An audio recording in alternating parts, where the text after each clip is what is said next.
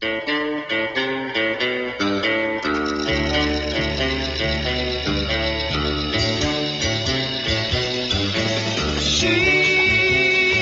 welcome back to the first episode of Never Gets Old with Mac Jackson and Nick Narrow. Let's get right into it. I'll tell you, my number one superhero, Batman. Yeah. Yeah, same thing with my son now. All on his own, I didn't push it on him. His favorite superhero is Batman too. And I'm talking about when I got into Batman as a kid.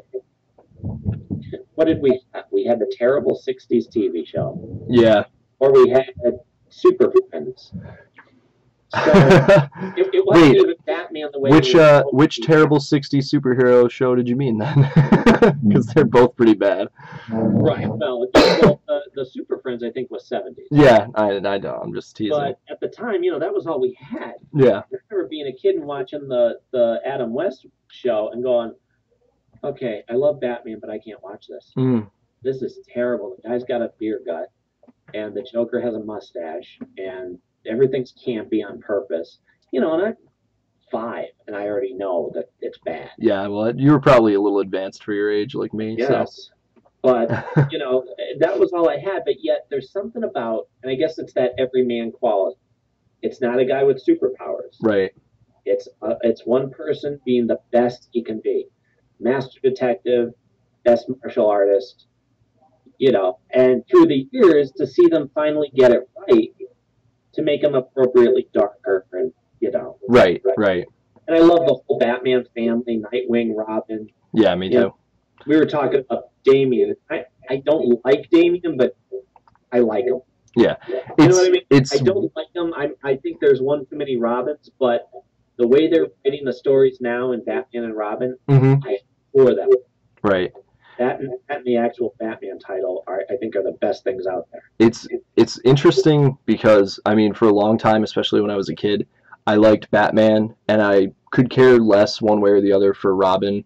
My brother, my brother's younger than me, and we would always play, whatever we were playing, and if it was Batman and Robin, I'd be Batman, he would be Robin.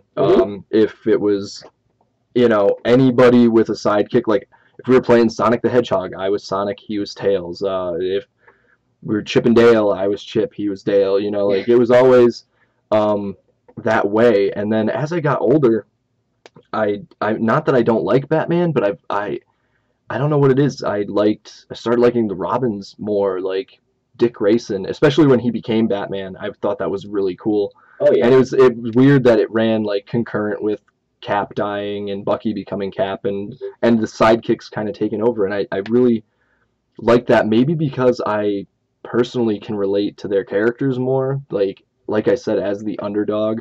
Sure.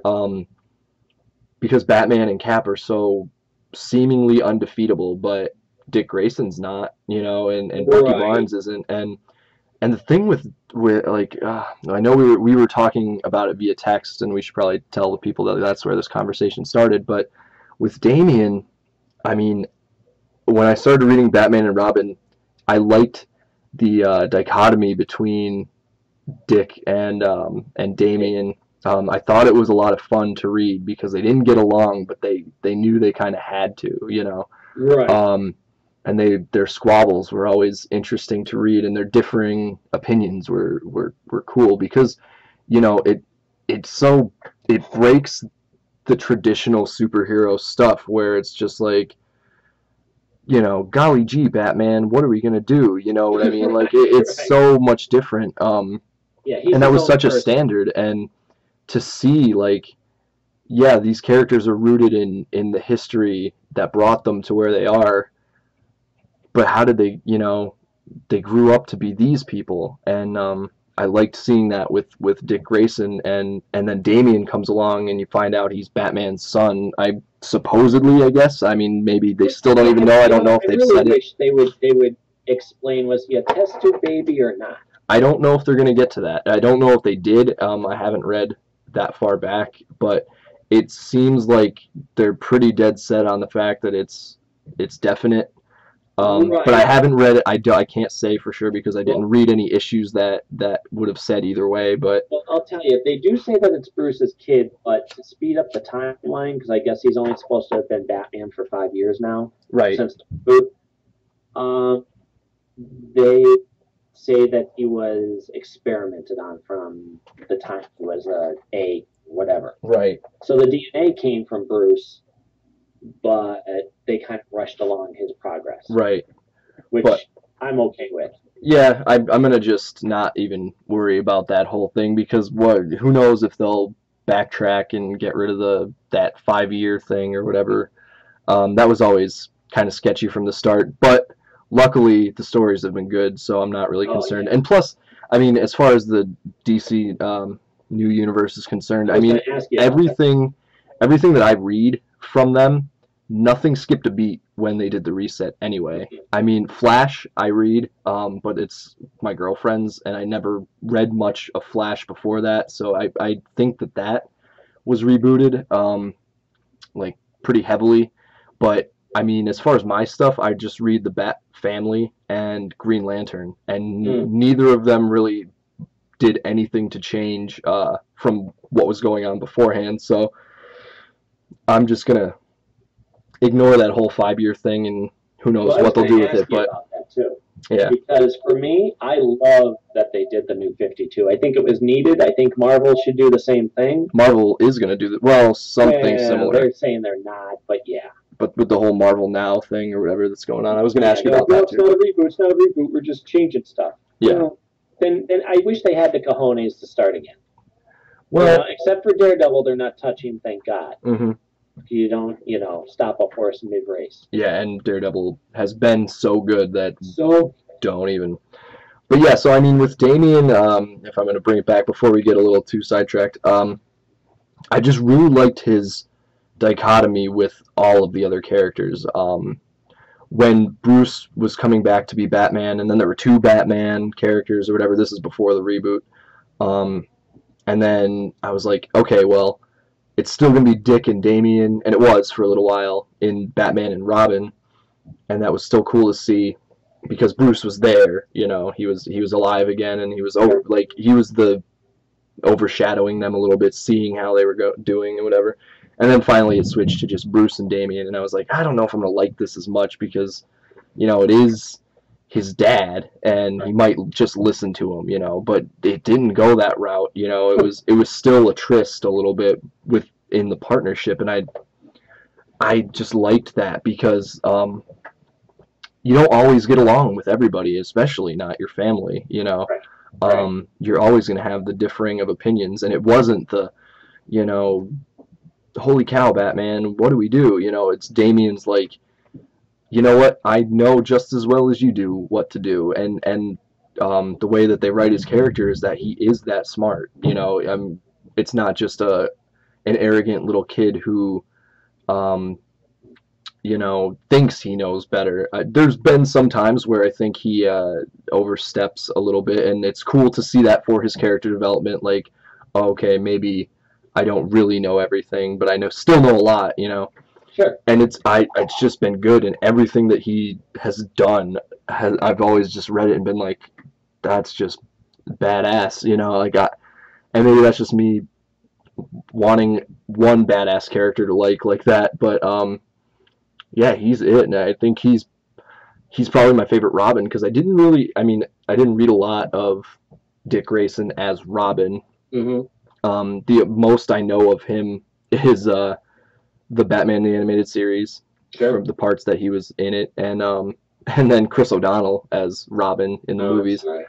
Yeah, but I mean, I was a kid when they came out, so they were fun. I can't Right. say I wouldn't watch them now. Like to say, you know what, I really feel like watching Batman Forever or Batman and Robin. Batman and Robin. Can we watch That's that? unless I was like, People watch that to punish them. yeah, I think Not kidding. It's not bad. if I was gonna watch it, I would watch it as like a movie with friends to drink to, like with a drinking game in mind or something. I wouldn't sit down and be like, I'm gonna watch this testament to cinema.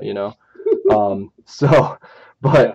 so I mean, I didn't really know a whole lot of Dick Grayson as Robin aside from the bits and pieces I've seen of old Batman comics and stuff like that. And he's just that Boy Scout little whiny character, and I don't know anything about Tim Drake as Robin. I don't know anything as Jason Todd, but aside from what I've read, like, I mean, online, people's discussions or histories, like, nothing of firsthand knowledge of the actual books. So I can't really say that Damian is my favorite Robin, because I can't really compare to how the other Robins were, but I really do enjoy him as Robin, and I enjoy the fact that the other characters didn't just go away. I know they went away for a little while when there was a new Robin or whatever happened, but I like that they have evolved. I mean, that's something where I think DC does so many things wrong, and that's just my personal opinion on different characters that they have and whatever, but they always seem to do right by Batman at the very least. Like, it is, if they didn't have Batman, I don't know what they would do. I mean, I guess they have Superman, but yeah, that book's been terrible. I hate Superman. He is by far the least favorite character I've ever had. Is it because it's cliche, or? I think so. I mean, I read an article online not too long ago that was crapping on Superman, obviously, but it was talking about, like, how if your favorite superhero, or if your ideal superhero is one that has every superpower conceivable, you're 5 years old.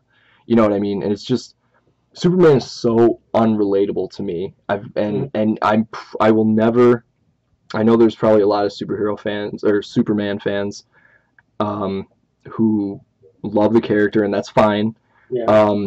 But there's nothing you can do to make him relatable to me ever. Right. He's I think that's the trick about writing him. You have to do, if you're going to write a good Superman, you have to do it from our point of view. Right. I don't need to know every thought in Superman's head. I don't need to see him think of plan. Keep it from the people on the ground looking up as he flies over. Right.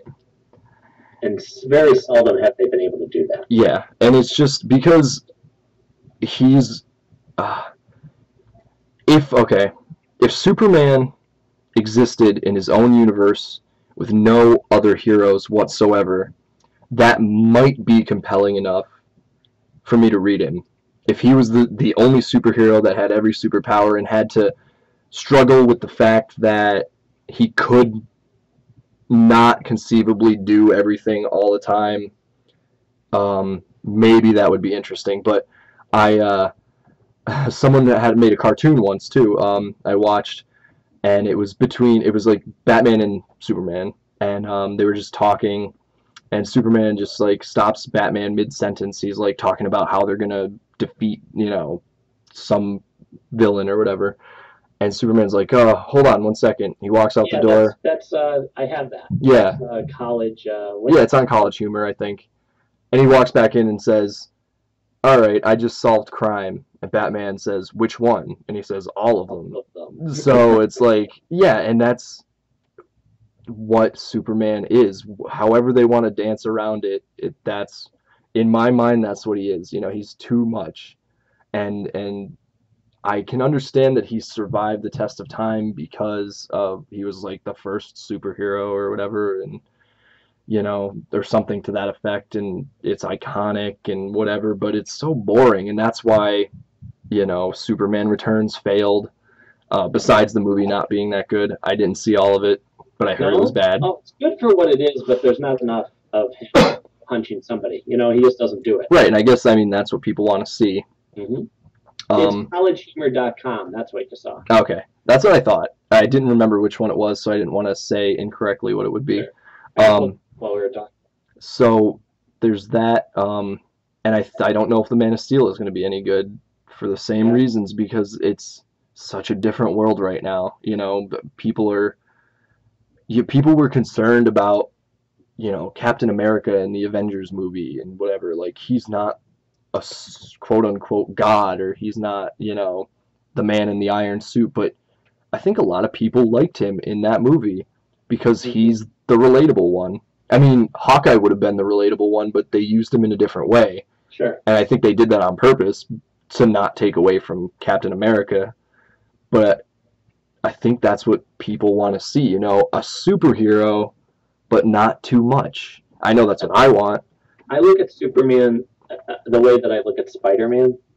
I love them when they're written well, but Okay. whew, it's far and few between, you know. I mean, Ultimate Spider-Man, but ever since they did Brand New Day with Spider-Man, those stories have been hit and miss. okay. You know, it's been because again, when they did Brand New Day, they said, "Let's write it like we did in the '60s." Well, they really did, Yeah. and it's so insulting to the reader. Right.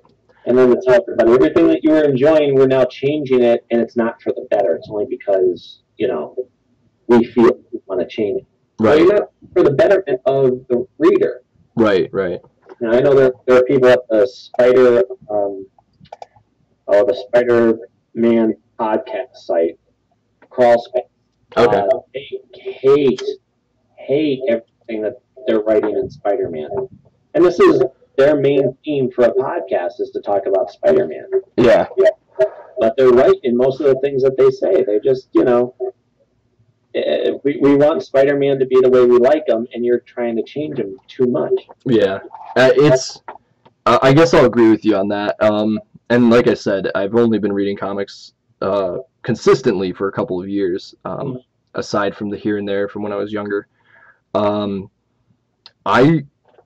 liked a lot of what they were doing with Spider-Man before Brand New Day started. Like, I liked the fact that he was developing or finding out new powers that he was having. Yep. I like the organic web shooters. I think they make way more sense. Me too. For a character who's supposed to have the powers of all of the powers of a spider, for him not to be able to produce his own web is kind of weird. Right. And that always struck me as weird, even as a kid, to have to rely on web shooters. I know that creates drama, and that's interesting and cool, but yeah, that always struck me as weird. But then, yeah, when Brand New Day came along and they were going to get rid of the Mary Jane marriage and all that stuff, I was like, ugh.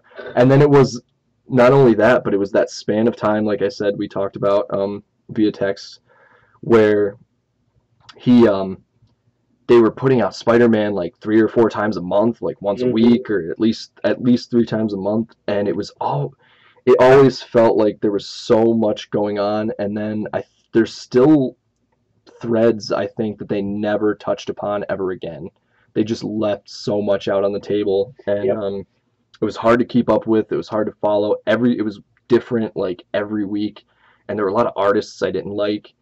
But then they cut back again to, I think it's just 2 times a month now, and Dan Slott is writing, and the art is always good.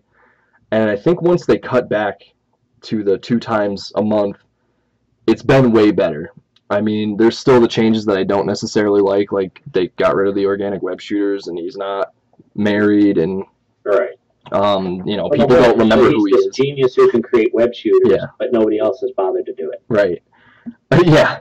Like, really? So you waited until you got superpowers to create web shooters? Okay. But I don't know. It's just it's been better. It's been a lot more enjoyable, and it's one of the things I look forward to because I don't know how you organize your comics when you're going to read them, but I mean, I read everything the day it comes out, usually, depending. And I have a very specific order as to what I read first to what I read last. Normally, it's like, I mean, obviously, if I'm buying it, it's something I want to read, but I will still always have my favorites. And so my favorites go on the bottom of the pile, and I get to them, because I feel like if I read my favorites first, I won't go back to the other stuff, maybe. I don't know. Yeah, but I just feel like I'm not looking forward to anything now. So, like, depending on the weeks, and normally they're different, but, like, Spider-Man's bottom of the pile, Amazing Spider-Man, or Captain America's bottom of the pile, Winter Soldier, or maybe the event books, depending on what they are. Avengers X-Men has been bottom of the pile for me now, too. But sometimes I'll put a favorite on top to start with, too. Like, I'll always read the new Ninja Turtles series first. If it's out that week, I will read that first. Yeah. And I usually go in different orders too. Like I'll have my indie comics first, then DC, then Marvel. See, I'm the other way. I do indie, Marvel, then DC. Yeah. But it's but that's because from my least favorite to most. Right, because Batman is your first favorite. So like I'll end up reading like Batman before I read all my Marvel stuff. And that's not to say that I like Batman less than some other Marvel characters. I'm kind of, you know, OCD that way, with just keeping the universes together, so that in my mind I you know, I move from one to the other, you know. Right. But well, go ahead. So yeah, Spider-Man's always bottom of the pile, and I think it's been consistently good for at least the past year, maybe a little bit more. But it just had to get past that choppy section where it was too many times a month and too many people with their hands in the pot. Sure. So Spider-Man, and maybe it's just a love of my character, or like not my character, his character, and I can relate to Spider-Man more than Superman. I wouldn't put them in the same category. As far as that, I can understand the overexposure of both of them by far. Yeah, like there's way too many of both of them out there, but I don't know. I'm just defending Spider-Man, I guess, right now at this point. Well, we both get our books at Comics on the Green in beautiful downtown Scranton. Yes. And Dave is the owner, and so typically when it comes to some books like Spider-Man, I'll ask Dave, because despite all the hype that they put, the storyline may not be great. So I'll say to Dave, what do you think of this? And he'll say, eh. So then I know, okay, don't bother. But if he says it's good, I typically trust his judgment. Yeah. I mean, I will, to a point, and I would consider Dave a comic book expert. Obviously, he owns a store, and he has all the time in the world to read what he wants and what he feels. But then at the same time, it's like, well, he's been reading for so long, he could be jaded. And I'm not picking on Dave by any means. Anybody who's involved with anything for too long can become jaded by it. That's why I don't really listen to critics all the time. If I think I'm gonna like something, I'll try it out. Whether I like it or not, that's what becomes of the end result of me experiencing it. So yeah, I'll ask his opinion. And there are things that I'm sure he likes and I don't, and things that I like and he doesn't. But I mean, that's the beauty of everything, I guess. Movies, comics, music. Well, it makes for good conversation. I mean, that's why we do podcasts. And I do like differing opinions. Most of this whole conversation so far has been we have agreed with each other on everything. But I think that's just typical of the first day. But yeah, so I mean, I will ask him some things, but I have been enjoying Spider-Man, and there was a trudge, like I said, where I was just buying it to buy it because it was Spider-Man, and whatever, I'm gonna get the whole run from wherever I started to now. But I mean, like I said, I've enjoyed what's been going on in the book. It's been interesting, and I know that they're using the lizard right now because of the movie, but I don't know. Dan Slott is such a good writer. He can use things that he has to use. I'm sure he's mandated to use, like putting the lizard in there right now because the movie has the lizard in it. But do it in his own way that doesn't step on continuity or, ruin anything just for the sake of using a character that, has to tie in with a movie or anything like that. So sure. It's I think he's a very talented writer, and I hope he stays on the book for a while. I hope they don't move him off of it when they do the whole change up.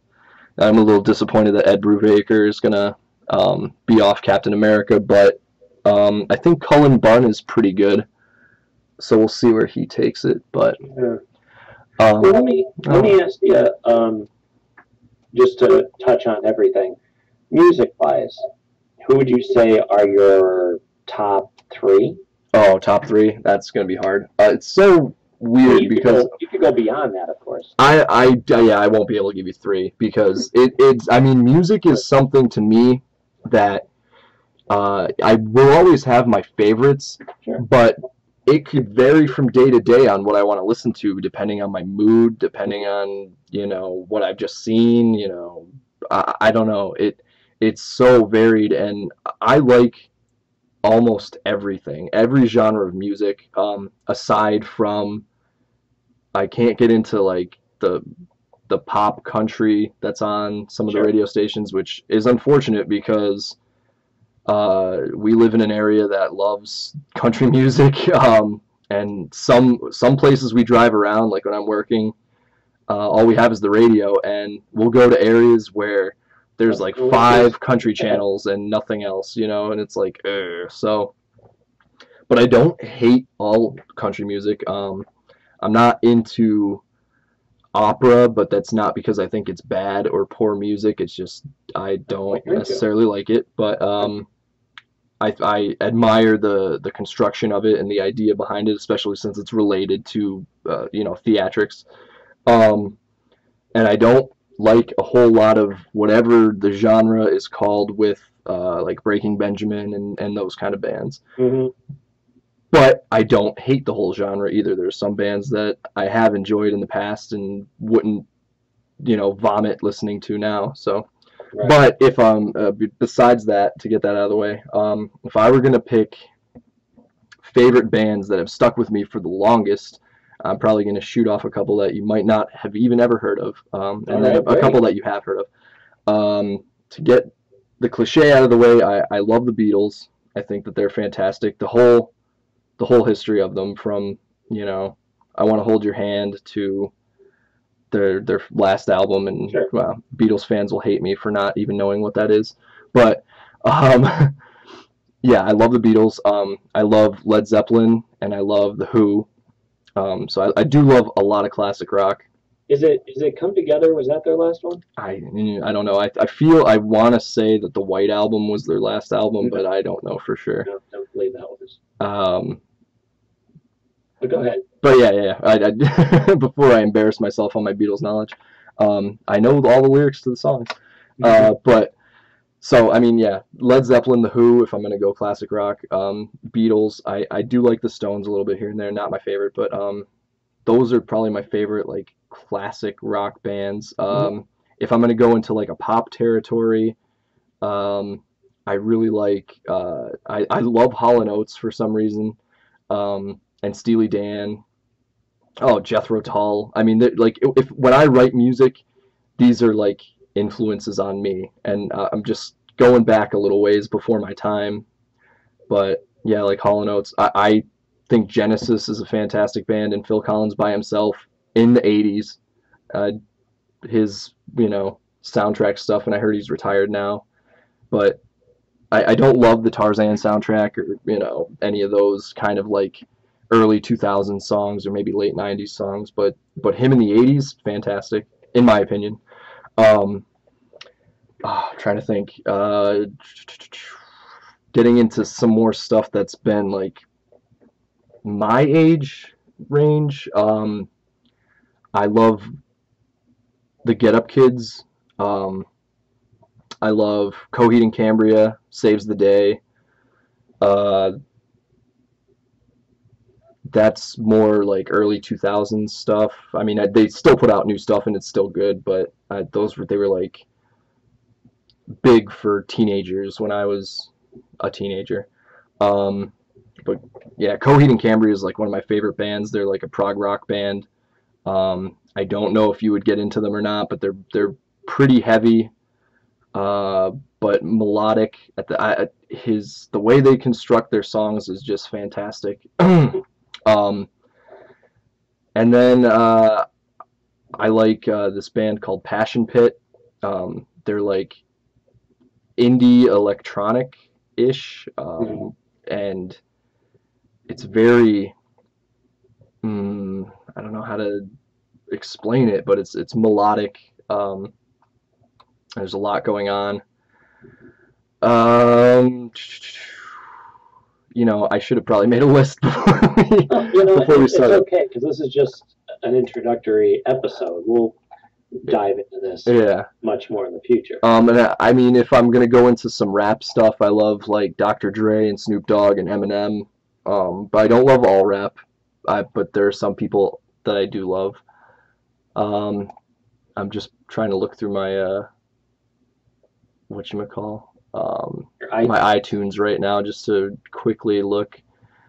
Blink 182 was a big influence. Actually, I learned to play guitar from Blink 182's Enema of the State tab book. That's how I taught myself guitar. I feel like, see, there's so many that I love, and it's hard to point down. But I guess if I'm going to make a top three, my favorite bands are going to be Coheed and Cambria, in no specific order. Sure. Led Zeppelin, and man, I guess I'll go with the Beatles, but just because I have to put a third one in the spot, it's Sure. so hard. It just changes all the time. But I mean, no, for the third one, I'll go with John Williams Orchestra. Oh, there you go. Because come on. Well, you can say you don't even have to finish that. I don't even. Yeah, I don't think I need You're in to good say. company. Okay, but go ahead for you. Well, for me, I'll tell you. I'll start off by saying this: if you're looking for diversity in our opinion, I am not as. And I've said this to you in person. Right. How do we put it? Forgiving? No, because that makes it sound like the other styles are bad. I'm not as. I'm much more what? There's a good word for it. A focused. Yeah, I had it before, focused. but I can't think of what it is. Is it focused? You're more focused with your taste in music. Cindy's much more appreciative, and as are you, of all different kinds of genres, all different kinds of stuff that I would consider, in my opinion, I'd say, well, that much more forgiving. But that again sounds like an insult, and I don't mean it to sound that way. Right. But for example, let me give you an example. I agree with everything you said about the Beatles, but I have always resented the fact that the world has told me I should love the Beatles. Yeah, I know a lot of people who are like that, and I can understand that. I'm not going to argue with someone who's a diehard Beatles fan against what they've contributed to the world of music or the world. Right. I agree, absolutely. But I resent the fact that, I was the first out of my friends as a kid to say, wait a minute, that's crap. that song that they... Number nine. I understand, you can look at it at various angles, but it is not melodic and it's not something I want to hear. Right. I remember listening to certain songs, and you can tell after Sgt. Pepper, whether you want to blame the drugs or blame that they were experimenting, or from what I've read, it was a certain level of arrogance on their part where they thought, we can write whatever we want and people are going to buy it. Right. That's true. Absolutely, but that doesn't mean you should do it. I don't know what the answer is. Yeah. But I was the first out of my friends to say, not everything is golden. Yeah, I'll agree with you 100% on that. Like, I wouldn't say that I love every single song on every single album. There's just, I mean, okay, if you do, that's awesome. But I don't. But there are songs with such brilliance and mastery within each album. And when you get into the details about their history, I love that stuff. Yeah. What's the one movie that they haven't released yet? I think it's come together. It's showing them in the studio. I want that so bad. I'd love to see that. Yeah. But let's see. I also despise rap. Yeah. I can maybe tolerate Will Smith or MC Hammer because it was poppy and fun. Yeah. But I hate. I mean, and this is where I guess it helps explain my, I don't know if it's stubbornness or whatever, but music affects me physically whether I'm paying attention or not. Yeah. So if it's alternative or rap or screamy yelly metal, it actually turns my stomach and makes me physically nauseous. I have to leave the room. Okay. I used to work with guys who would be like, yeah, listen to this. And it could have been Fish or Grateful Dead, and they're more loose live stuff. Yeah. You could tell where they just lost it. And Yeah. if they're going on a rhythm, the drummer decides to do something different, and it falls apart. Well, they'd be like, yeah, and I'd have to get up and leave. Yeah. So it does affect me physically. As much as I want to be accepting of all kinds of everything, yeah, I just can't. Let's see. We're going to go down my list. Number one, more than anything else in the world, and again, I'm a musician, singer, songwriter myself, so I have a good, I think, a pretty long list. Mm-hmm. But the one who seems to encompass everything for me is Michael Nesmith. Okay. A lot of people will either say who, or you mean the guy from the Monkees? Yes, the guy from the Monkees. Okay. But the people I do love the Monkees who do a little research will find out this guy, and again, all the things that make my heroes, that humbleness. Yeah. He has that. He's the one person in the world that I can actually say genius. Not brilliant. There's many people in the world who are brilliant. Right. But by definition of genius, it's him for me. Not only in music, because he's touched upon all genres, or at least most genres of music. Yeah. Was the starter of country rock, as a matter of fact. Okay. You know the Eagles sound? Yeah, I love the Eagles. Yeah, Michael Nesmith. Okay. You listen to the first Monkees album, his 2 songs are considered like the beginning of country rock. Okay. Because he's not even a country fan himself, but he grew up in Texas, so you're going to be influenced by that type of, twanginess a little bit. Well, not even the twanginess. It's not the twanginess. It's the approach to songwriting. Okay. So he uses a pedal steel if he thinks it fits. Right. But he himself typically does not twang. Okay. You can hear the southern the drawl in his voice. Yeah. But it's charming. Okay. As opposed to annoying. Right. But besides music, I can go on.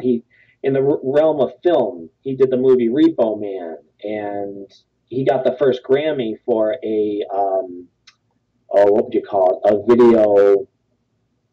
He did Elephant Parts, was a release direct to VHS. Okay. Where it's a combination of videos and comedy skits. Okay. Well, they wanted to give him an award, but they didn't have the category, so they created one. Okay. So, check it out. Check out his history if you get a chance. I actually will. Please do. I like reading that stuff. I can spend 5 hours alone just talking about him. He has a website, Video Ranch, where you can go in as an avatar, create your own avatar, walk around, talk with people.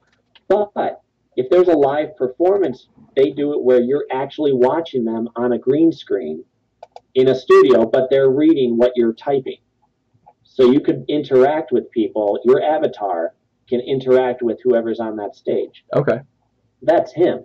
He's very much humble, where he doesn't look for the attention, but he's contributed to the world and continues to all the time. Everything to hear his voice gives me chills.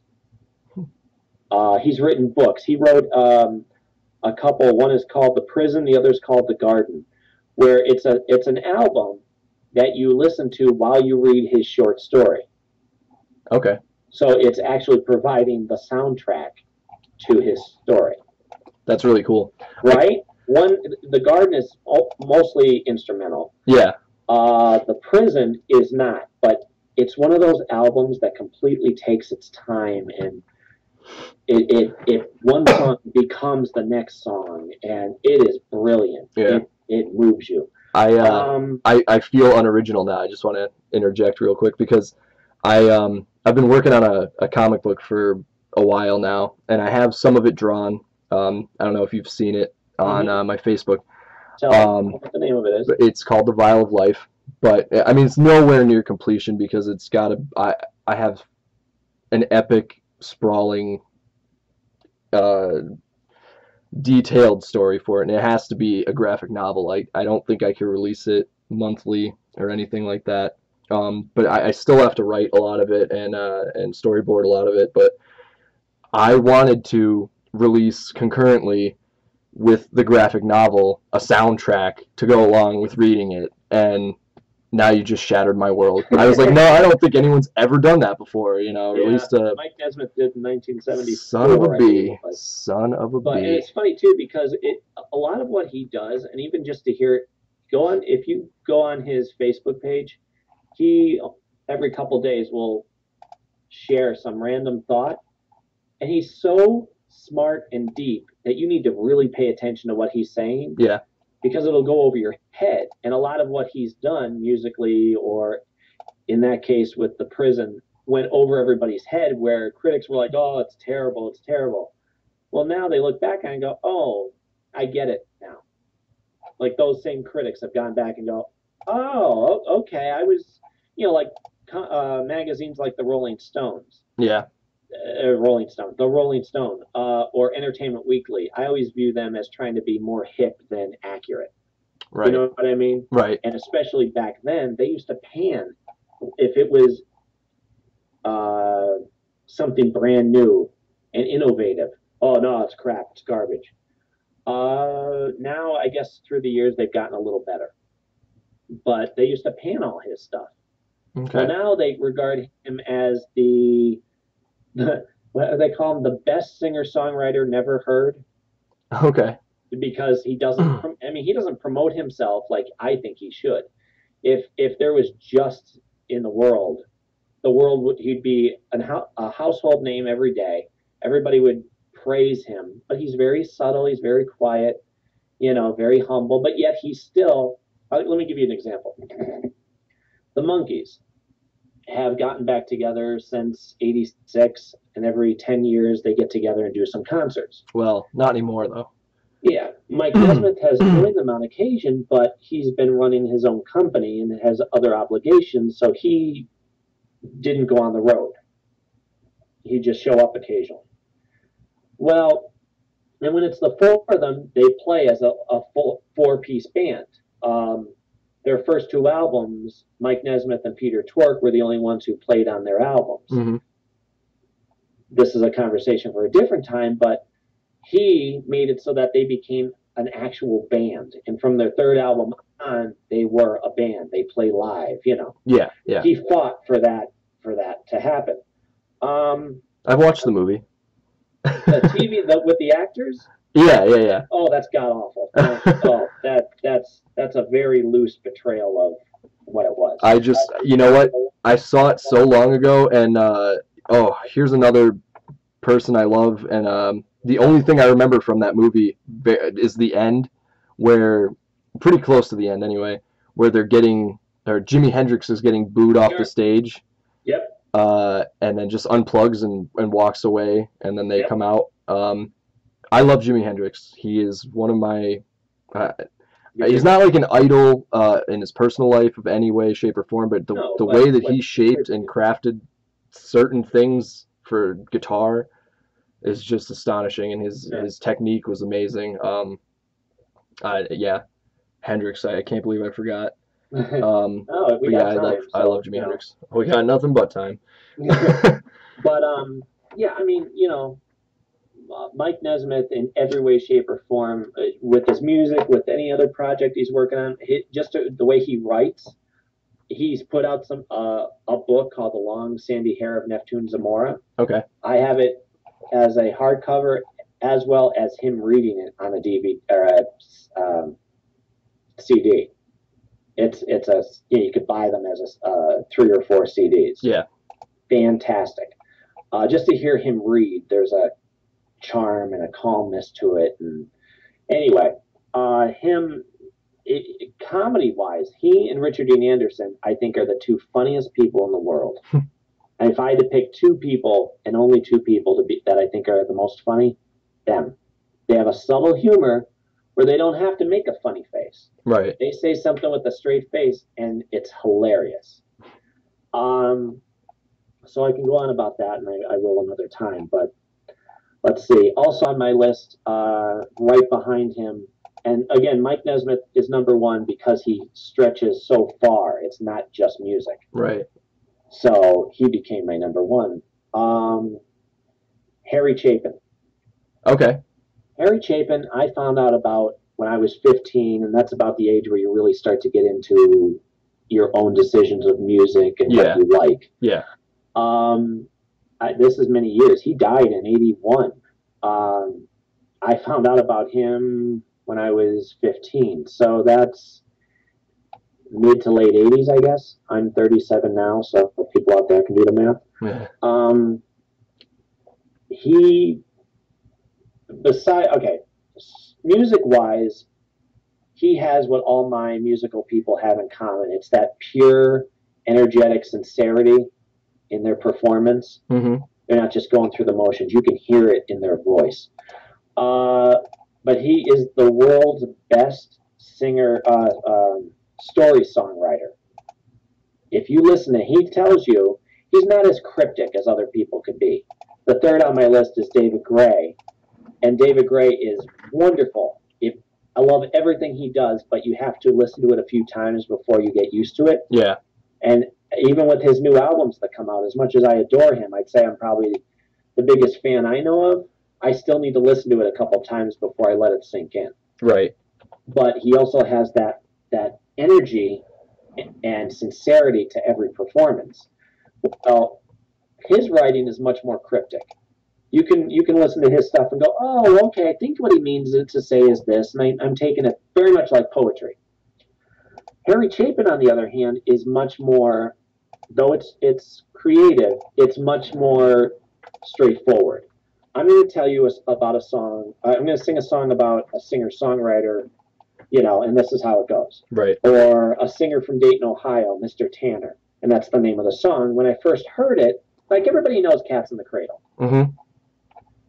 Okay, that was his biggest hit, but that isn't necessarily his best song. Mr. Tanner was the first one I heard. My father played it for me on his old 8-tracks, had me sit down and listen to it. By the end of it, I was crying. I'm 15 years old, sitting in my living room crying, and my father's laughing because he's like, yeah, see? See, it gets you. Yeah. And from that moment on, I was hooked. I mean, I have songs of his that apply that I can enjoy every day of my life. He has some others that I didn't enjoy when I first heard them, but as I grew and you hit certain moments in your life, they now apply.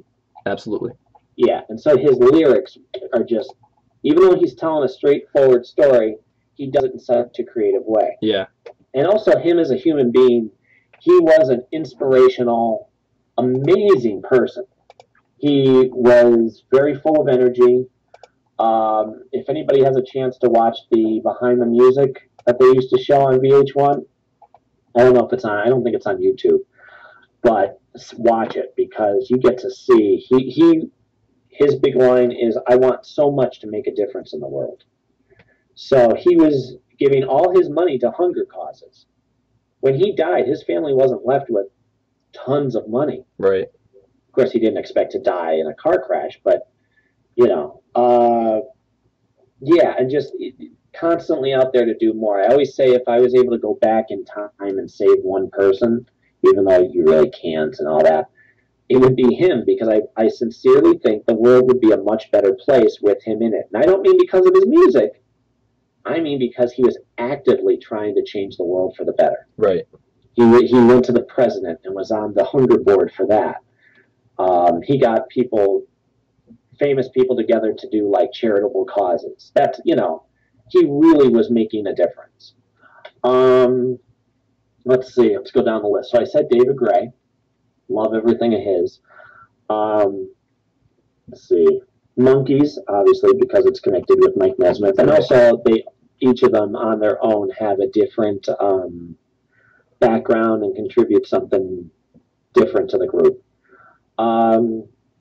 KT Tunstall, she is my perfect picture of a rock and roll girl. Okay. She's not about the image. She's about sincerely going out there and creating, contributing, and performing for people with all her might. she's not like I said, not about the image, but her image just because she's kind and sincere and isn't afraid to be her own person comes through as just being cool. The same thing like Mike Nesmith. Mike Nesmith is, we always say, is so cool without trying to be. Right. He just is because he's confident. You know what I mean? He'll stand there. The other three in the Monkees, you watch a video, are goofing around and being silly. And because he's the one standing back in the back, not taking part in it actively, right, he's cool. He's the coolest one there. Yeah. So she's that way. And again, all these people, I love being the completist that I guess I am.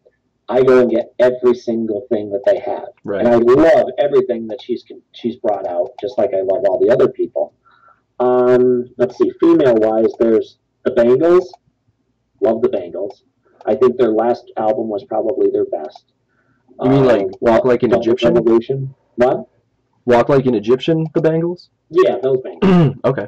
Coincidentally, Katie Tunstall on YouTube has a video of her saying that she loved the Bangles too, and that she ends up performing Walk Like an Egyptian because she said, that's when I knew it was probably cooler to be a rock and roll chick than a guy. To watch them. But yeah, Doll Revolution was their last album, and it's fantastic. Okay. Alison Krauss. Okay. I adore her bluegrass. Her and Union Station. Okay. I have all their stuff. Just has that type of beautiful voice that yet still has power and control. Right. And again, we're telling everybody all of these people because we're going to start and end our show. We're going to alternate what song starts and ends our show. Today it's my turn, and I'm going to pick of course I can't think of it. It's Mike Nesmith sung song by the Monkees. Okay. Love Is Only Sleeping is the name of it. Okay. I think it has a nice beginning to start the show, and plus it really shows Mike Nesmith's range.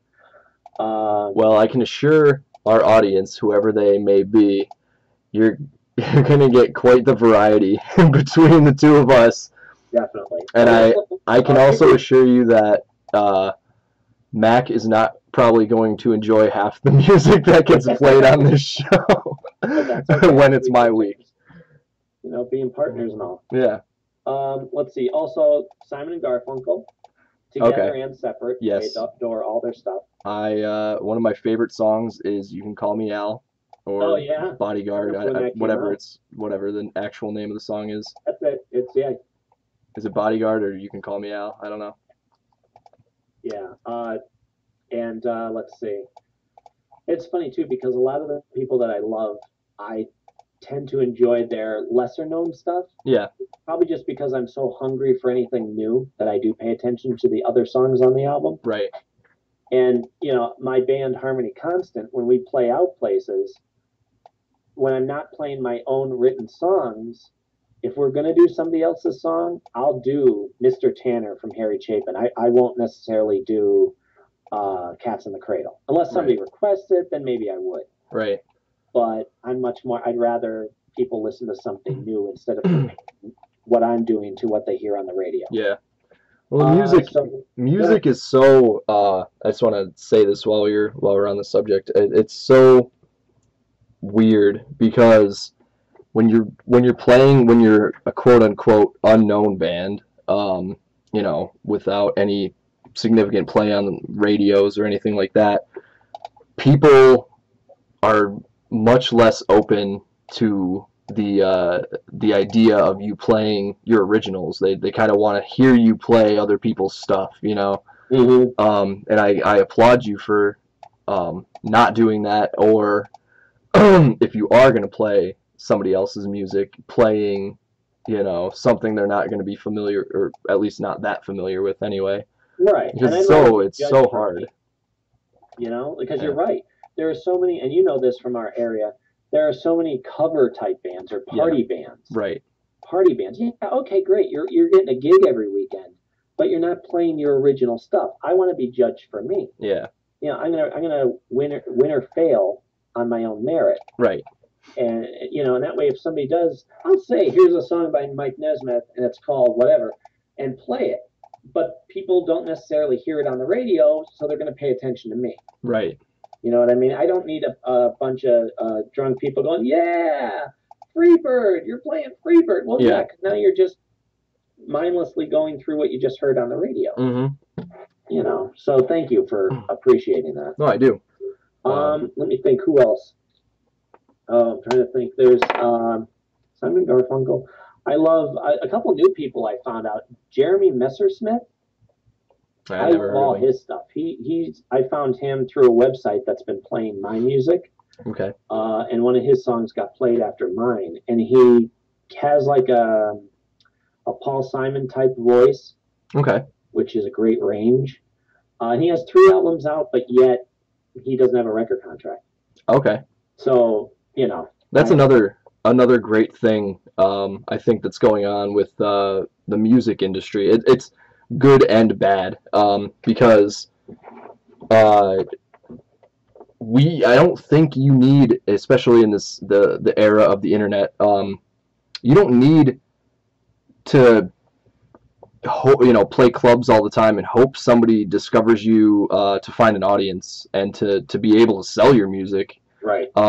And get famous with YouTube and even iTunes. I don't know if your stuff is on iTunes, but I'm sure you can put it on there if you wanted to. Yeah, it's on iTunes and Amazon. Yeah, so I mean, how great is that? You don't need to follow in those footsteps. I mean, I respect the people who did and who still kind of do.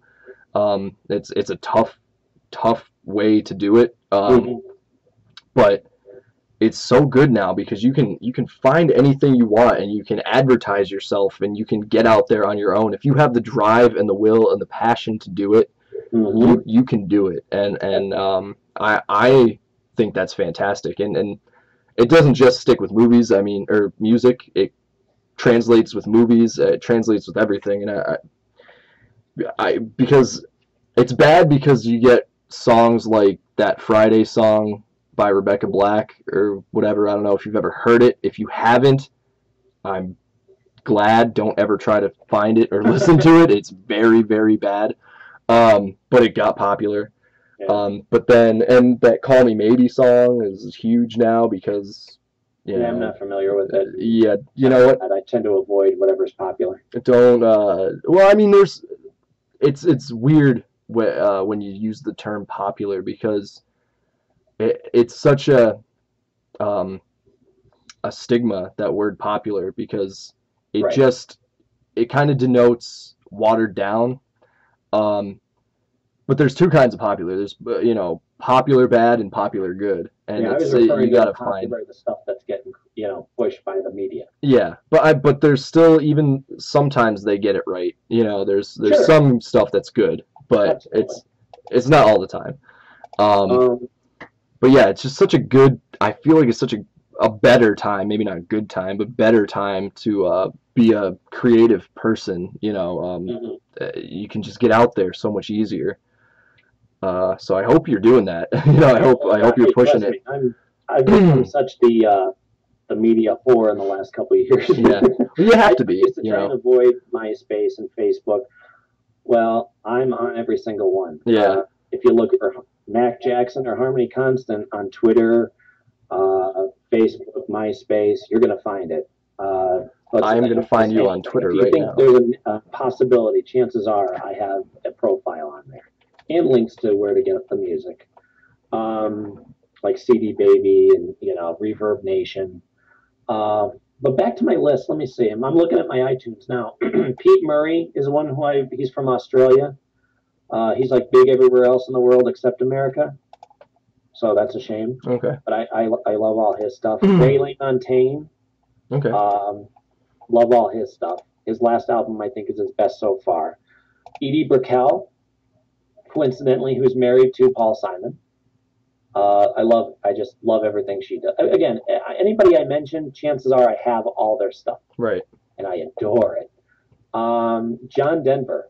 John Denver I got into when he died, because before I did the cliche, John Denver, I don't want, Yeah. When they were announcing that he died, in the background they played Country Roads. Okay. And I went, ooh. You know how there's all of a sudden something clicks in you that you go, okay, I have to get that. Right. Yeah. Yeah. Yeah. That was mine for him, and I have all his stuff. And most of his albums are pure sincerity and power and fantastic.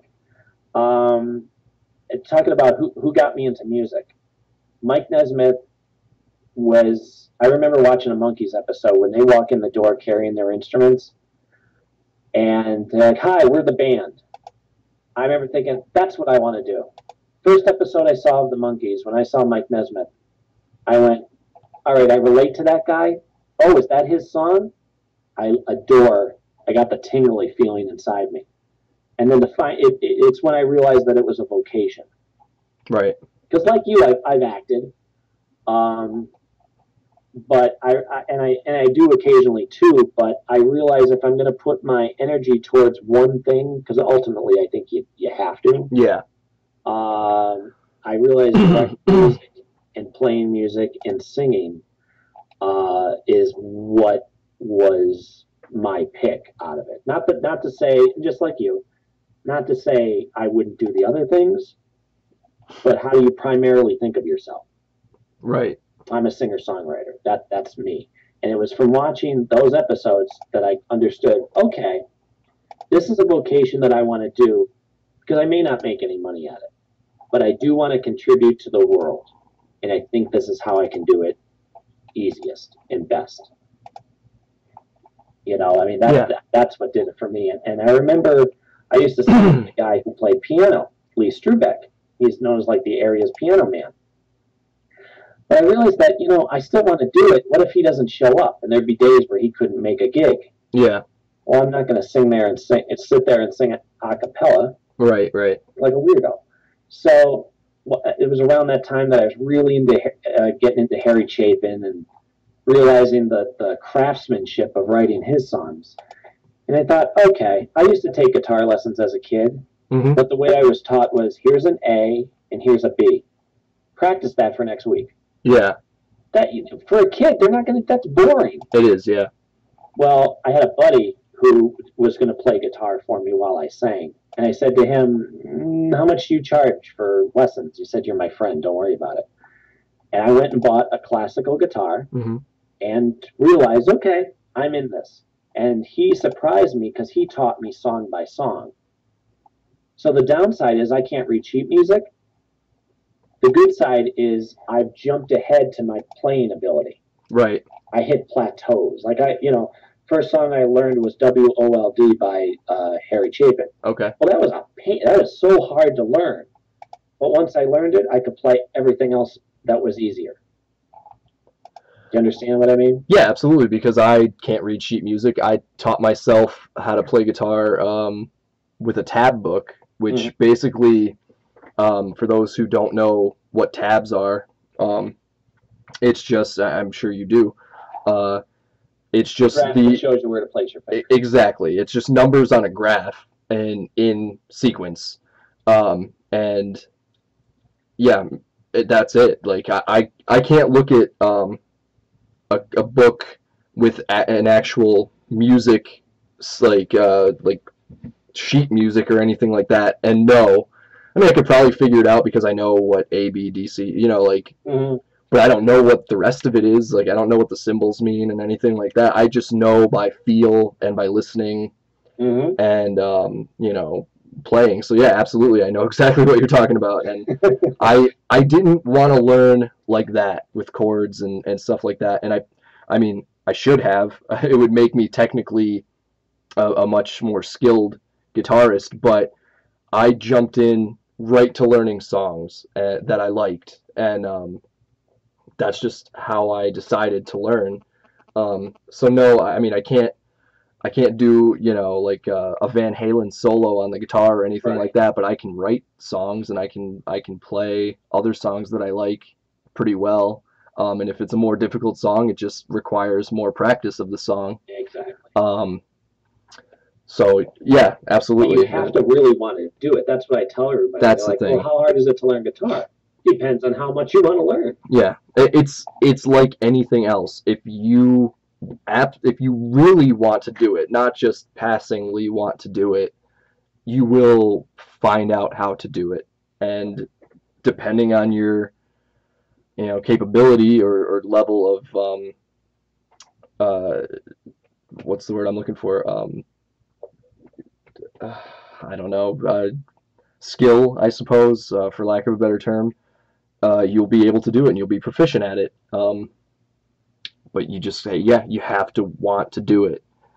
I think a lot of people look at guitar, for this example, and just say, well, yeah, I mean, I could rock and roll. I could be a big star if I just learn how to play guitar. Probably not. It's not that easy. It's like anything else worth doing. It's not that easy. Right. But boy, the satisfaction once you get past that tough part. Yeah. Oh. Yeah. I mean, to know that you have that in you forever. Yeah. It's like riding a bike.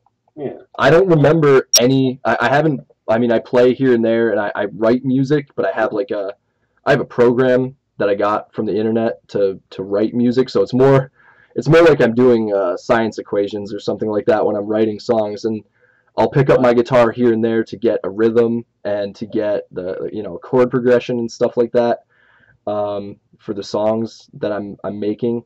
Yeah. But I can maybe remember one or two songs that I've learned, and I've learned a lot of songs over my lifetime. But I can't pick up if someone said, "Hey, do you remember how to play this song?" I'd probably be like, "No, I just don't remember. I haven't given it as much time as you." Yeah, some of them I can do.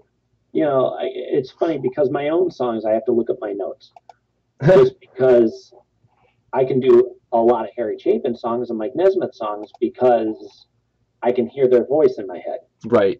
You know what I mean? And I can feel the song from the thousands of times I've listened to that song. But my own songs, I only have my interpretation, my version. And that's always up for, if I want to tweak it. Right. So it might take me a couple minutes, or I might just cheat and look at my own notes. Mm-hmm. Just to wrap up my list, I'm thinking Cat Stevens. Okay. Ian Matthews, and the Everly Brothers. Okay. I named my daughter after the Everly Brothers. Her name is Everly Rose. Okay. As a matter of fact, you'll appreciate this. Simon and Garfunkel and the Beatles have both confessed to trying to sound like the Everly Brothers. Okay. If you listen to the Beatles song Two of Us, it's John and Paul trying, in particular, doing a Everly Brothers type song. Right. And he even says in the outtake, the version I have, is him saying, "Play it, Paul," or not Paul, because that is his name. "Play it, Phil." Okay. Don and Phil Everly. Right. And their harmony is so perfect, it sounds like a third person. Like it doesn't sound like either one of them anymore. Yeah. But so all these people. Oh, and with Elliott Smith, we were talking about at the comic book store. Right. He's always been what I considered my guilty pleasure. Mm-hmm. Because the songs that I like of him, that I absolutely love, I could probably fit on one CD. Yeah. Some of them are okay, and there's a couple that I just think are atrocious. But he's not the he was not the best singer. But there's something with his lyrics and the harmony that he would put in, and his playing, that sways me somehow. Yeah. So he would be my guilty pleasure on that list. But yeah, I'm sure his songs will pop up on our podcast now. Yeah. I sent you the one, didn't I? Yeah, it was. You put it on my Facebook. Yeah, he I listened to it. The movie. Oh wow, with Robin Williams and any other time I want to remember it. I can't. Good Will Hunting. Yes, one of my favorite movies. Yeah, he did the soundtrack to that. Okay. So yeah, and it's a shame because he died tragically. Oh, that's too bad. Yeah, he I guess he had suffered from depression and all, and I guess things had started to turn around for him. And it's kind of iffy as how he died, because they claimed it was a suicide, but he was stabbed twice through the heart. Okay. So, yeah, I'm going to go with probably not a suicide. Yeah. I think that's difficult to do. I mean, I'm not Columbo or anything, but that's kind of my. And they also said the angle wouldn't have worked. Yeah. I'm reading all this on the internet. I wasn't there, Right. Right. but I don't. So that's my list. Okay. Off the top of my head, I'm sure we'll both add to our list as time goes on. Yeah. Let's. I think we should probably wrap it up. Yeah, let's well, we'll see how long this takes, but let's get to our question or our topic of the week. We're gonna do a different topic every week. I came up with the idea, so I came up with the first topic. And we'll, like with the music, we will alternate weeks. But for this one, I figured we would do something just kind of easy. Well, I guess it wasn't that easy, but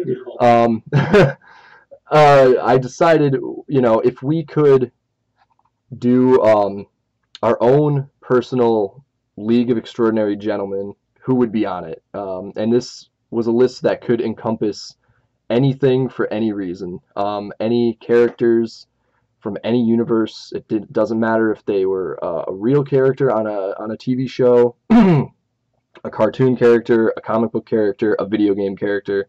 It didn't matter. Anything goes. And I came up with a 5 I felt was too hard, very, very difficult.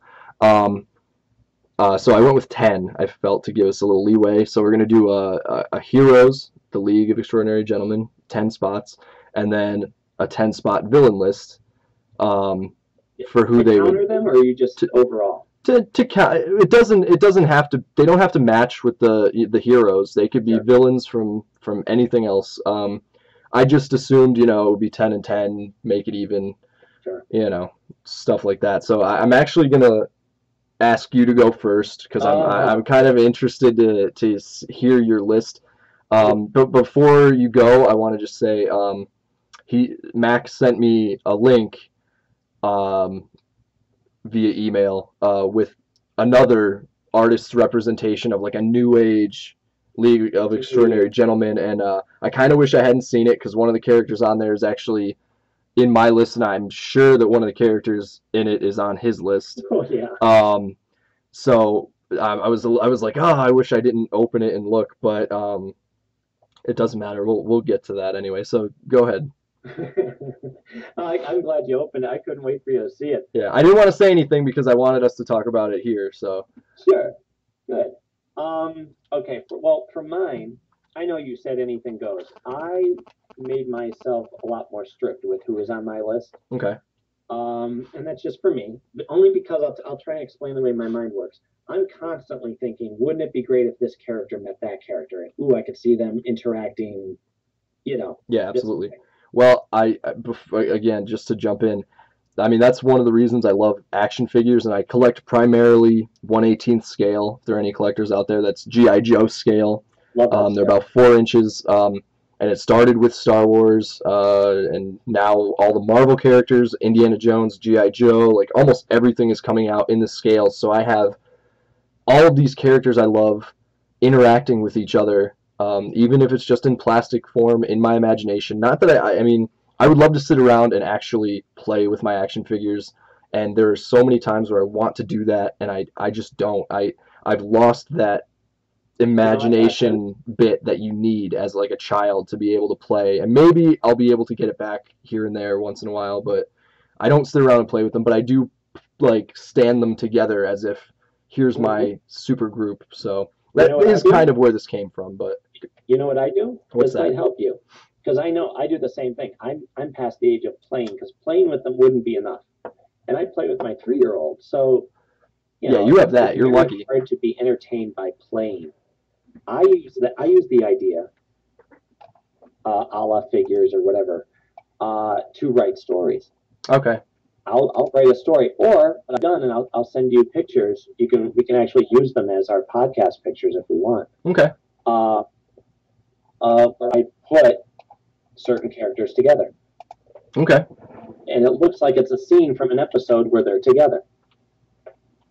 So I'll send them to you. But okay. Yeah. So for me, I didn't bother to use superheroes. I didn't use cartoon characters or video game or anything. I took it strictly from TV and movies because anything else can be left up to interpretation as to how that character would react. Right. Whereas with TV and movies, there is a definitive way that they are. Right. And based on that, I could see these people interacting and being friends or being on the same team at least, just to see the different dynamics.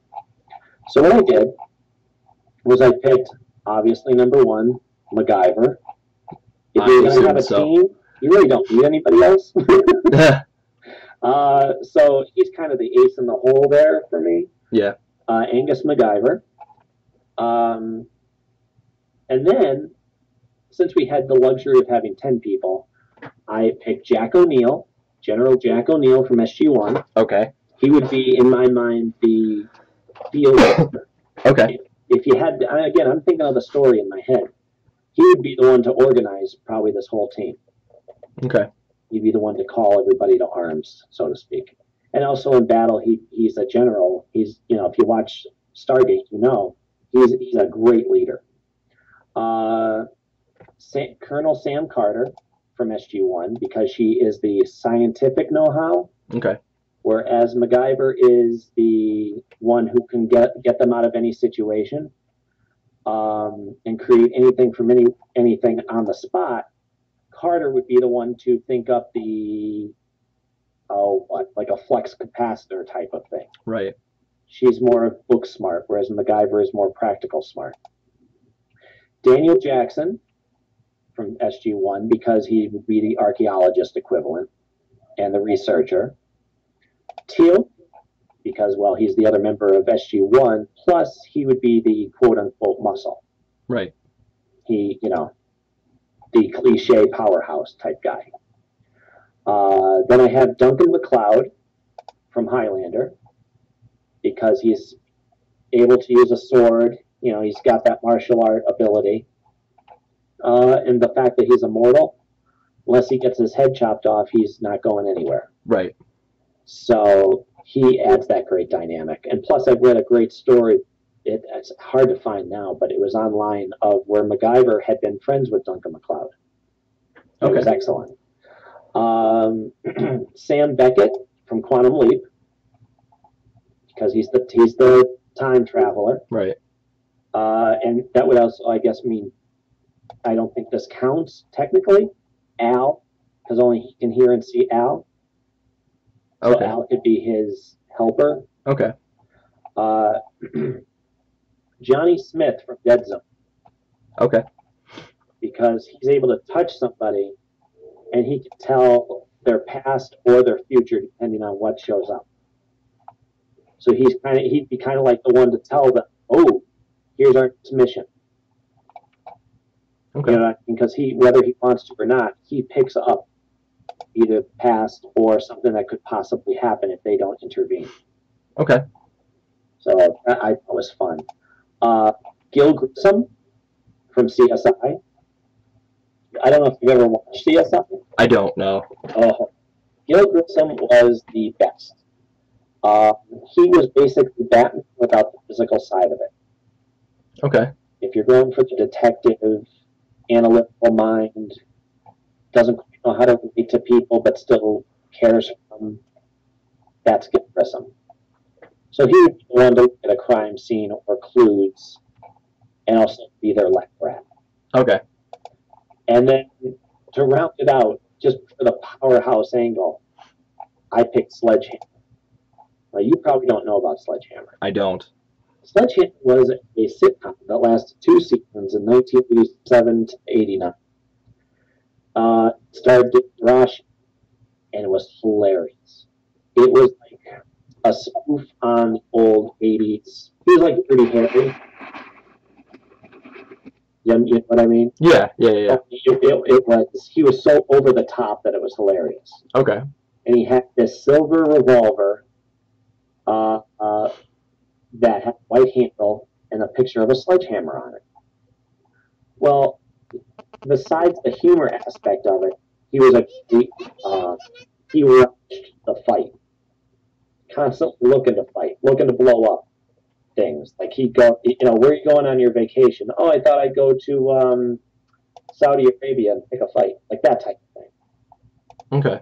So, he's the least serious of the group, but I thought it was a nice way to round it out. Yeah. Villain-wise, villain-wise, and again, I'm not going with my favorite characters or whatever. I'm thinking about what would be a good dynamic and make for a good story. Yeah, that's also what I did as well. I mean, some are my favorite characters, but some. Right. It was also who fit this scenario best. I Murdoch from MacGyver. He's basically MacGyver's arch enemy, a master of disguise, the premier hitman of the world. The only person he hasn't been able to kill has been MacGyver, and that's what irks him so much. Right. So and again, I'm also thinking of who would counter the hero on the team. Ball is a character. He's one of the Gruul from Stargate. He's my favorite of the villains. So he would be Jack O'Neill's opposite. Okay. He's also a guy who on the show had captured Jack O'Neill, tortured, killed, and revived numerous times to try and get information from him. So they had a history. Okay. The replicators, or if I had to pick one person, it would be First, which was the name of. Let me back up. On Stargate, there are these mechanical spiders that would run around, eat whatever the most valuable material is, and make copies of themselves. And they were the creepiest things you'd hear them in the walls. Well, eventually they made human replicators. And the first one they made was named First. And this is the one that would talk to other people. Okay. Whereas robotic spiders don't talk, they just have one mission. So having First on the team, he would be able to control all these replicators. And I also didn't feel right saying replicators on the team because there's trillions of them. You got me? Yeah. Okay. So then and you'll like this, Biff Tannen from Back to the Future. Okay. With the DeLorean. Okay. He somehow steals the DeLorean, and because it's time travel, it doesn't matter. He can always bring it right back to where it was. So he would be the one who can go back in time or forward in time or whatever and start the trouble. Right. Whereas you have Johnny Smith who detects it, and Sam Beckett who's the time travel expert to help them get there. Okay. So he worked with that. And then I picked a few immortals from Highlander, just who were really iconic. Teal'c from the series, Kronos from the series, who led the Four Horsemen of the Apocalypse, they called themselves. Yeah. Thousands of years ago. And Jacob Kell, who was in one of the Highlander movies. Okay. Duncan MacLeod. He was bad. He broke rules. Like the Immortals lived by rules, and this guy was breaking them. Then again, they're trouble for everybody, including Duncan MacLeod. Then I picked Silent from Hero. Okay. I have not watched Heroes, no. The first season was excellent, and then it wasn't. Right, that's what I've heard. There was a great bad guy who could basically absorb other people's powers. Okay. So there's ways that you can play that. For number 9, I picked Benjamin Linus from Lost. Okay. I don't quite know what he can do on the team, but I know he's a scary, intimidating master liar. Okay. So he was good for that. And then Paul Melander from CSI. There have been certain serial killers and stuff on CSI through the years. Yeah. But Paul Melander was the first one, and the one that really hurt Gil Grissom. Okay. The most. So he was a great negative to Gil Grissom's positive. he was basically his first arch enemy, so I picked him. Okay. So there's. All right. Well, it's a good list. Thank you. For my list, I said no holds barred. I went with all different kinds of characters, and I mean, there's a portion of these lists that we've discussed. I mean, I think we almost talked about everything that I have on my list, at least in passing, one way or the other. But for my hero team, I would go with Captain America, number one. He would be obviously the de facto leader. Although I don't know if every character would listen to him, but I mean, he would eventually gain the trust and respect of everybody.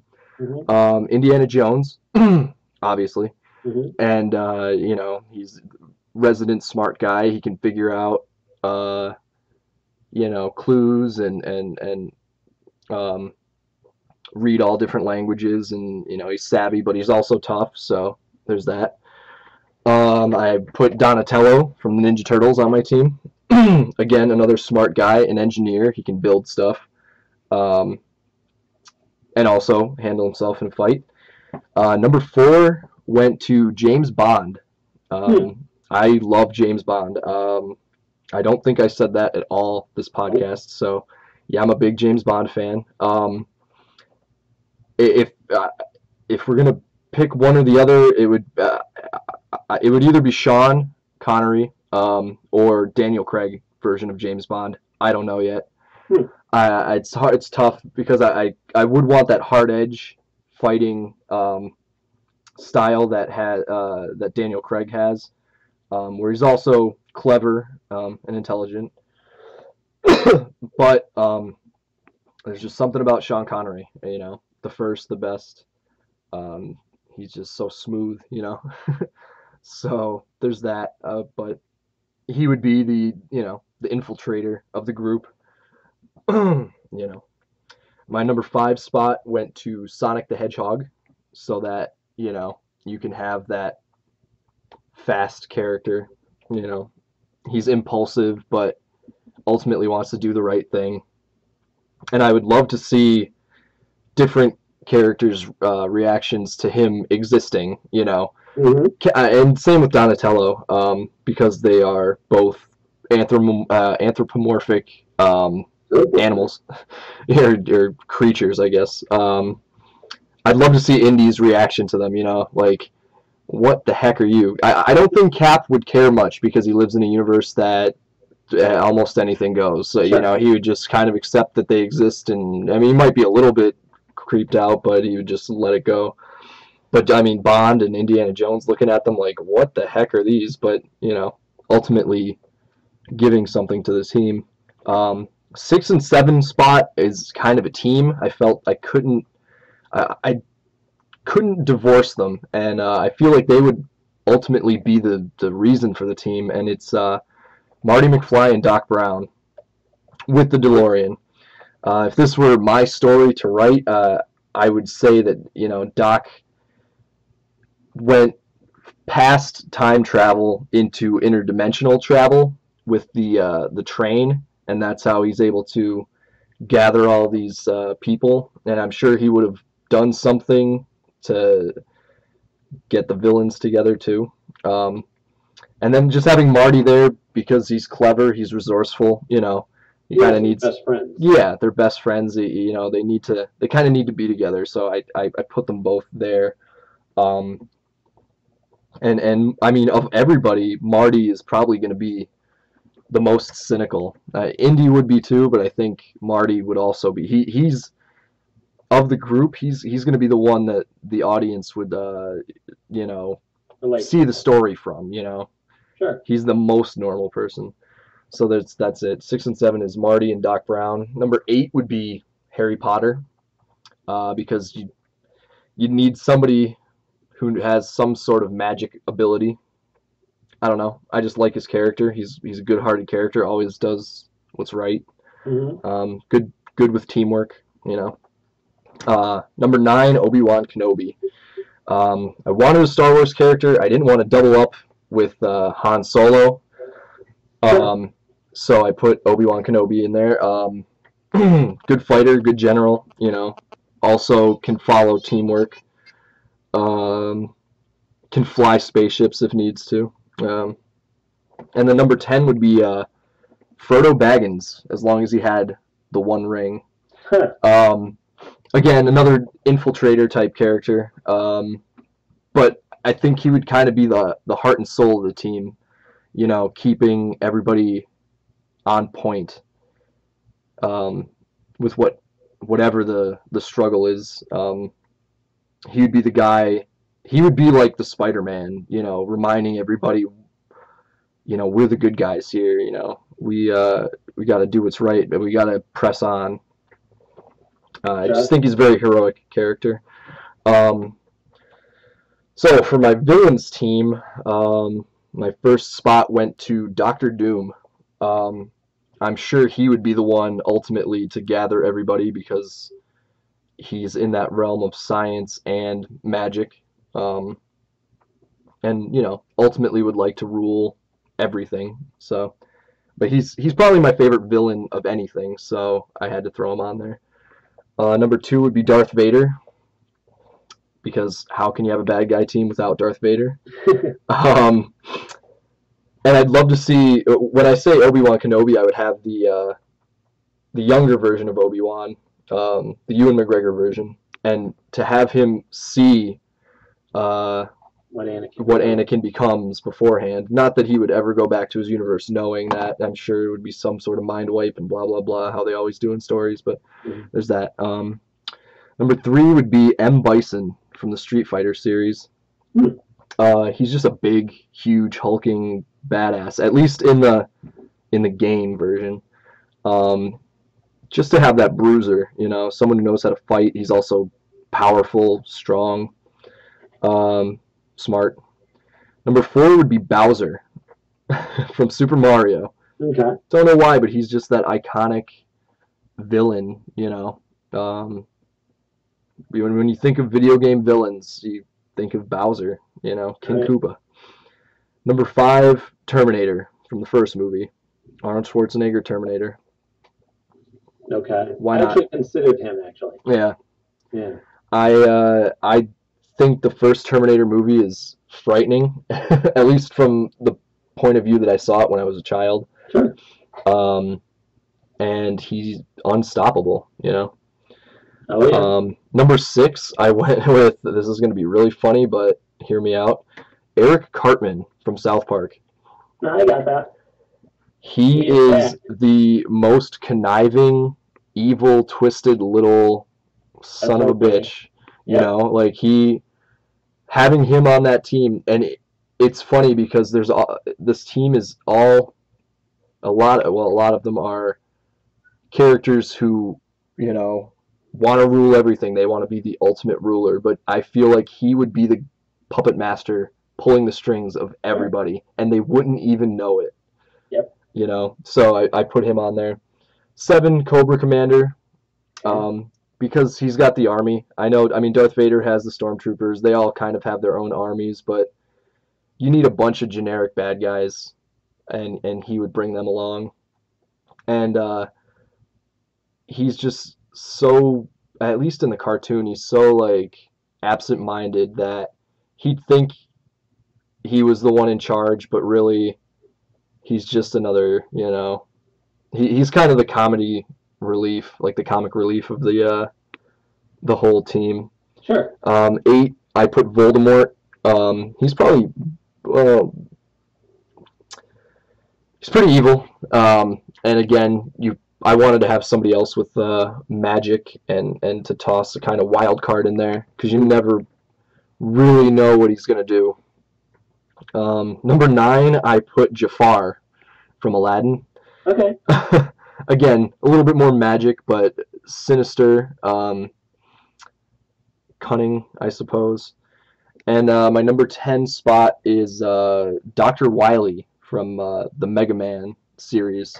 And I put him on there because he would build the robots, and there could be a robot to counter every hero. So yeah, that's my lists. Wow. 10 Well, to there you 10. go. Hey, that was diverse, but not goofy. Yeah. I would just love to see. I think there could be so much comedy um, in the interactions between the teams, not just between the heroes and villains, but between individual teams and their characters. I thought they would be that would be it would be interesting and compelling to read. For me, I don't know if anybody else would care about it, but I think it would be a pretty interesting story. Well, that's how I kept thinking about it too. I'm thinking, okay, I can see uh, Carter, Sam Carter, and MacGyver, and Grissom, and maybe Daniel talking about certain things. Yeah. Where I could see MacGyver and McCloud and Jack talking about different things. Yeah. I mean, different dynamics that I think would be neat. Yeah. And Teal'c and Sledgehammer would just be talking about war all the time. So, all right, I think we did pretty good for our first long podcast. Yeah, it's about 3.5 hours. I'm gonna have to see if I can edit. I don't even know about editing. I'd probably just split it if you want, but well, yeah, we'll see. Yeah. Yeah.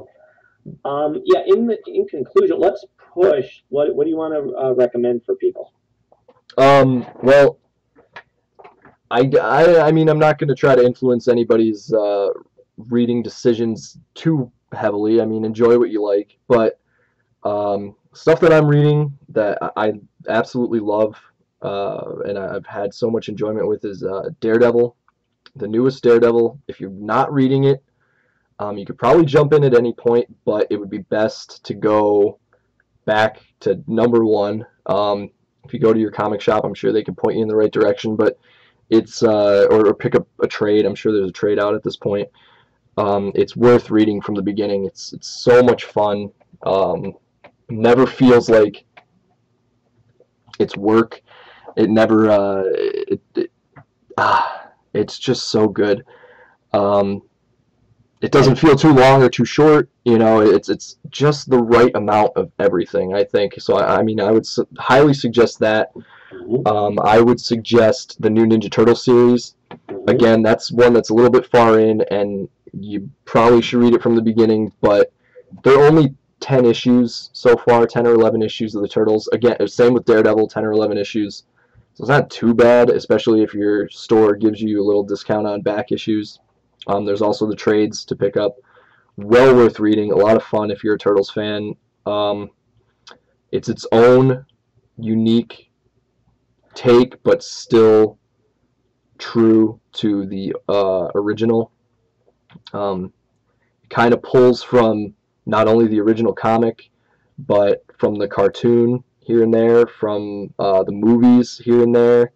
Its influences are wide in the Turtles universe, and then its own new stuff too. So it's been really good. I suggest Nightwing of the Batman family of books. I've loved that. It feels like Daredevil. Very swashbuckling. Winter Soldier, very good. Again, all these are about a year into their storylines, so they're not too hard to pick up. Easy to catch up. Yeah, you can catch up and be in, but even if you just want to jump in, I can't say they're 100%. You'll be missing some information, but you could still follow along. I mean, those are. I'll leave it at that. I'm reading your movie trailer. Oh, yeah. I don't know if I can put links that that go along with this the podcast, but if not, and if you like zombie stuff, I know there's a lot of zombie stuff out there, but I just starred in a short film that's going to be released pretty soon, entitled Flesh Eaters: A Love Story.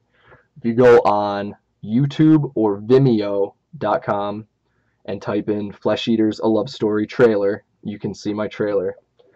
Also, you check out your Facebook page. Yeah, or my Facebook page. You can. I'm sure it's just facebook.com/Nick Naro, NICKNARO, or you can follow me on Twitter at berealnicknarrow.com. Or no, that's dumb. I'm not going to say that. Just at berealnicknarrow. That's my Twitter sign.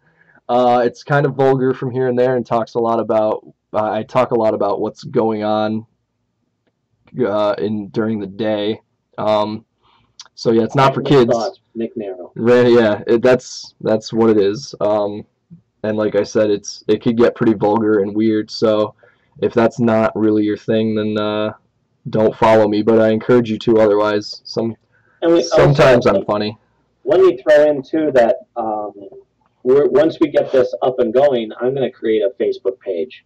Okay. So we can link anything that we talk about on there. It'll be our free space to say push the movie and everything. Okay, absolutely. And let me think. But we'll have links up. Do we have a site yet? A name of the site? I don't think so. My daughter's up, by the way. Can you hear her? I did. I just did. Making her voice known. We don't have a site name yet? I'm sure it'll probably just be nevergetsold.com, but if not, I don't know. Yeah, I'll have to look into that. It'll be at the bottom of the description that I type up anyway. Right. But yeah, I'll create a Facebook page. For me, you can look for me on Facebook, Mac Jackson. MySpace is Harmony Constant. Same thing with Facebook. We have a fan page. Let me think. What else? There's Twitter. Mac W Jack, I think it is on Twitter. I have a YouTube page, also Mac W Jack. I also have another podcast called the MacGyver Podcast, where we talk about MacGyver, but it also goes into different areas due to the influence that he's had on us. So I think that pretty much does it. Again, we go to Comics on the Green. Comics on the Green. The Unknown Comics is gone. Yeah, Unknown is no longer with us. Yeah. So yeah, go to Comics on the Green. Ask for Dave. He's very helpful. And I think that I don't want to shortchange anybody. Everybody at that store is very helpful and nice. That's right. And congenial. Absolutely. And so they're all good guys. Adam and the two Daves. Yes. I don't know their names though, which is unfortunate. And if they listen to this, they're going to be mad at me. But yeah, I don't know everybody's name. Like a rose, didn't I? Because you knew 3 people's name. Good enough. Well, better than me, I guess. Yeah. And I think that's it. My music has been played on a few radio stations. Let me see if I can find some, and I will tell you them. Well, there's the Harmony Resort, which is hosted by the wonderful Lori. Okay. And that is, let's see, I'm going to open up a couple here. There's CD Baby, that you could buy our songs on. On Scrub Radio is Harmony Resort. Also Shock Pop and a couple other shows. But if you just go to Scrub Radio, you'll find the Harmony Constant profile on there. Also, Reverb Nation is pretty good about supporting us. So yeah, check it out. Dying to know what everybody thinks. That's the other thing. Everybody, please write in. Give us your thoughts, good, bad, indifferent. If you want to ask us questions, you could. If you want to give us topics to discuss, yeah, always welcome. We're never going to say no. But yeah, that we definitely want everybody to be involved. Don't feel like you can't say what you want. Yeah, absolutely. All right. We're open. Yeah, definitely. Again, the more information, the better. Tell us about yourself as well. All right. Well, I think that pretty much does it for our podcast. I have a little bit of work ahead of me, so. Yeah, but it's a work of love. Yeah. I just want to say this one's going to be probably pretty long no matter which way you cut it. And if you did listen to it, thank you very much. We'll, in the future, be more on point with what we're going to talk about. Yeah, so this was just a general overview. Unless for some reason you like 2 dudes just shooting the shit for a couple hours, I mean, if that's what people want to hear, hey, that's fine. Well, we'll try to be more focused in the future. So yeah. Don't let this one deter you. But thank you if you listen to the whole thing anyway. Yeah, thank you. Thank you, all our relatives and close friends who decided to give it a shot. Yeah, who put it on in the background and didn't pay attention. And that's the point of podcasts. Put them in the background. You don't have to sit there and pay strict attention. Yeah. So, all right. Well, thanks again. The song again is Love Is Only Sleeping by the Monkees, sung by Michael Nesmith. That'll be our out song. All right. Thank you very much. Take it easy, everybody. Bye. Bye. She turned away and said, once I loved, but love is dead. And I whispered, sometimes love is only sleeping. She said, I cannot cry, and I cannot give a feel or even try. And her voice was hard and cold, then her sweet young face looked old. And I whispered, sometimes love is only sleeping. Through the endless days and nights she could not help but wrap herself in sorrow. Through the endless days and nights we waited for a shining new tomorrow. Love was sleeping, sleeping.